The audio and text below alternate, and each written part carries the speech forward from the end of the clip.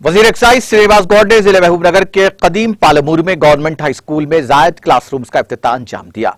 इस मौके पर मीडिया से बात करते हुए श्रीनिवास गौड़ ने कहा कि गरीब बच्चों को तालीम की सहूलत के इक़दाम के तौर पर इजाफी क्लासरूम की तामीर अमल में लाई गई है।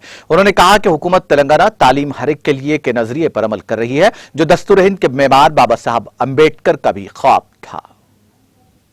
మా ఎస్సీవాడలో గత పర్యటన సందర్భంగా పడిపోయిన బిల్డింగ్లో స్కూల్ ఉండేది.